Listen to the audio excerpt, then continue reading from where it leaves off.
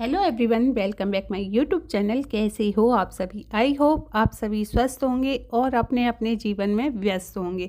तो देखिए, रोज़ की तरह मैंने अपना मॉर्निंग रूटीन शुरू कर दिया है। मैं अपना वीडियो शुरू सुबह से ही करती हूँ और आज मैं सुबह मॉर्निंग में बना रही हूँ गाजर का हलवा। और ये बच्चों को बहुत ही पसंद आता है, तो इसलिए मैंने गाजर का हलवा बनाया है। तो आपकी मैंने सर्दियों में बहुत ही कम ब्लॉगिंग की है। उसका रीज़न यही रहा है कि सर्दियों में आपके मेरी तबीयत बहुत ही ज़्यादा डाउन रही है। पहले तो मैं अपनी यूट्यूब फैमिली का धन्यवाद करती हूँ। मेरी यूट्यूब फैमिली बहुत ही बड़ी हो गई है और मुझे बहुत ही पसंद भी करती है। और सिर्फ इसका एक ये रीज़न है कि मैं सिंपल सी वीडियो बनाती हूँ और लोगों को ये बहुत ही ज़्यादा पसंद आती है। लेकिन मैं अपने चैनल पर रेगुलर काम नहीं कर पा रही हूँ, उसकी वजह से ना मेरे व्यूज़ भी थोड़े से डाउन आते हैं। धीरे धीरे ये भी कमी पूरी हो जाएगी, क्योंकि जब मन में विश्वास होता है तो सारी चीज़ें धीरे धीरे होने लगती है। जब आप किसी चीज़ के बारे में पॉजिटिव सोचते हो तो आपके साथ अच्छा अच्छा ही होगा। जब हम किसी चीज़ के बारे में नेगेटिव सोचते हैं तो अक्सर हमारे साथ गलत हो जाता है। तो मेरे साथ जैसे कोई मेरे साथ नेगेटिव कोई कमेंट कर देता था, उसकी वजह से भी मेरा माइंड ना थोड़ा सा अपसेट हो जाता था। लाइफ में हमेशा हमारे दो तरह के लोगों से पाला पड़ता है। जिनकी थिंकिंग पॉजिटिव होगी वो आपको पॉजिटिव ही कमेंट करेंगे, और जिनकी थिंकिंग नेगेटिव होगी वो हमेशा आपके बारे में नेगेटिव ही बोलेंगे। चाहे आप उनके बारे में कितना भी अच्छा दिखाने की कोशिश कर लो या आप अपनी वीडियो में कितना भी अच्छा दिखा लो, वो आपके बारे में हमेशा नेगेटिव ही बोलेंगे। तो देखिए, हमें ऐसे लोगों से बच के रहना है जिनकी थिंकिंग नेगेटिव हो और हमेशा वो नेगेटिव ही सोचते हों। चाहे हमारी लाइफ में ऐसे लोग हों या कहीं हमें बाहर मिलते हों, हमेशा उन लोगों को इग्नोर ही करके चलना है। इग्नोर करने से हमारी जो सोचने की समझने की जो क्षमता होती है वो बहुत ही स्ट्रांग होती है। तो देखिए मेरी प्यारी बहनों, हम सबकी कहानी एक जैसी होती है। गृहिणी बनना इतना आसान नहीं होता। आज मैं आपको चुप रहने और इग्नोर करने की ताकत बताऊंगी। आपने ये कहावत तो सुनी होगी, मूर्खों से विवाद करना, निंदकों को जवाब देना और नीच लोगों से विवाद करना यह बुद्धिमत्ता की पहचान नहीं होती है, मूर्खता की निशानी होती है। और आज के समय में यह समझना बहुत ही ज़रूरी है, क्योंकि हमें किसी की बुराई ना तो करनी चाहिए ना ही सुननी चाहिए। अगर आपके सामने कोई किसी की बुराई कर रहा है तो वहाँ से आपको अलग हट जाना चाहिए। अगर आप उस बहस में पड़ जाओगे तो आपकी ऊर्जा ख़त्म हो जाएगी और उससे ना कोई भी फ़ायदा नहीं निकलता है। हमें पीछे ही हट जाना चाहिए, क्योंकि आज के समय में हम रोज़ अनगिनत नकारात्मक विवादों की ओर से नेगेटिव चीज़ों में फंसे रहते हैं। हर कोई हमें अपने विवादों में उलझाने की कोशिश करता है और हमारी ऊर्जा को ख़त्म कराने की भी कोशिश करता है। ऐसे में अगर हम हर की बात पर गौर करने लगेंगे और उसको इग्नोर नहीं करेंगे तो वह हमारी ऊर्जा वहीं पर ख़त्म हो जाएगी। हम अपने बारे में बिल्कुल भी नहीं सोच पाएंगे और दूसरों को समझाने के लिए हमारे पास बिल्कुल भी टाइम नहीं है। इसलिए अपने टाइम को अपने ऊपर खर्च करने की कोशिश करो। अगर आप उसकी बात सुनोगे और आप अपनी ऊर्जा ख़त्म कर दोगे तो अपने लिए आप टाइम कैसे निकालोगे? इसलिए हमें दूसरे की बात को इग्नोर करके आगे बढ़ने के बारे में सोचना है। हमारा मन बहुत ही कोमल होता है। कोई भी हमारे बारे में कोई भी शब्द बोलता है या कोई भी बात कहता है तो हम उसके बारे में सोचने लगते हैं और अपनी ऊर्जा को ख़त्म करने लगते हैं। कभी कभी वो बात हमारे दिल को छू जाती है और हमारे दिल और दिमाग में वही बातें घूमती रहती हैं। हम हर वक्त उसी चीज़ के बारे में सोचते रहते हैं कि हमने ऐसे नहीं बोला था, फिर भी ये बात हम पर थोपी जा रही है। उसको आप चाहकर भी इग्नोर नहीं कर पाते हो। तो देखिए मेरी प्यारी बहनों, यह वीडियो सभी महिलाओं के लिए है जो कि हाउसवाइफ हैं और इन चीज़ों से गुजर रही हैं, इन चीज़ों के बारे में सोचती रहती हैं। कोई आपसे यदि कोई एक शब्द बोल देता है तो उसे सोचते सोचते आप बहुत ही समय बिता देते हो और उसका कोई भी रिजल्ट नहीं आता है। तो उसी बात को आप वहीं पर इग्नोर करके और आगे किसी चीज़ के बारे में सोचोगी तो आपका दिमाग भी सही रहेगा और आप भी ठीक रहोगे, आपकी सेहत भी ठीक रहेगी।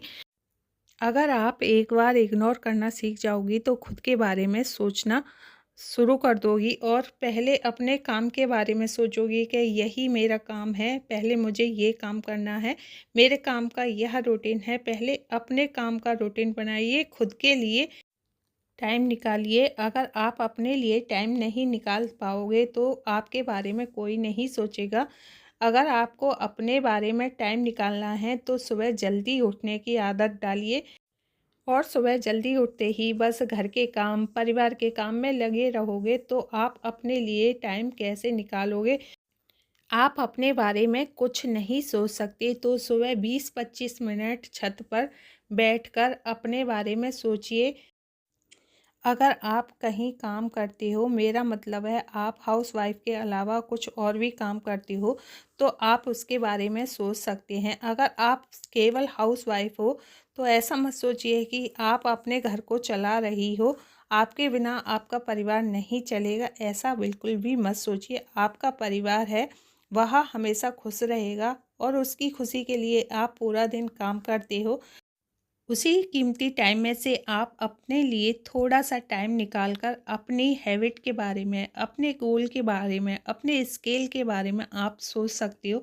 तो देखिए आजकल वही कामयाब होते हैं जो सुबह जगकर अपने बारे में, अपने स्किल के बारे में सोचते हैं कि हमें क्या करना है और कैसे करना है, जभी वो कामयाब हो सकते हैं।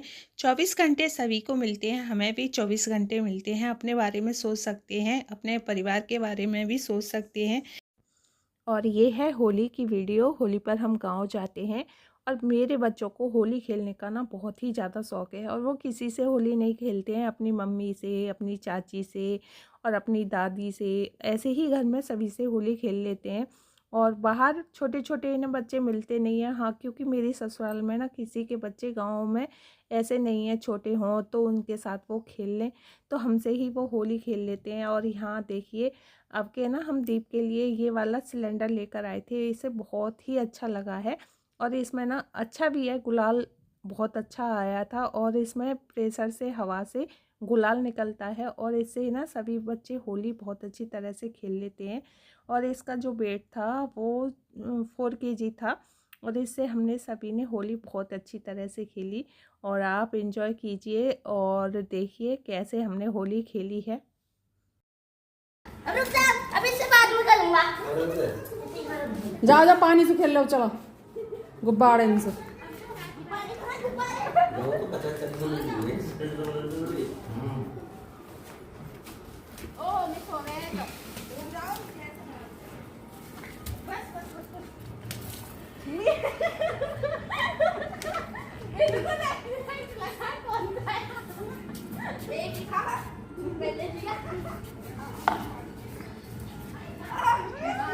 चलो भाई यार ऐसे छोड़िए, तो वहां जाते हो। अब तक मैंने खेलना खत्म हो जाएगा। वो सारा मामला अरे मत करे खत्म, रुक जा। अभी रुक जा, मामी को चलाएंगे थोड़ा दे मामी के यार तू तो सारे बैलून खत्म कर दिए। हां देव आ गई चाची आके।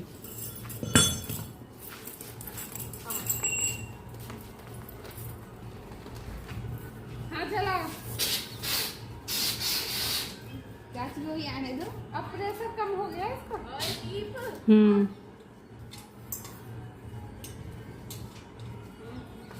ये प्लेट बना रहे हैं।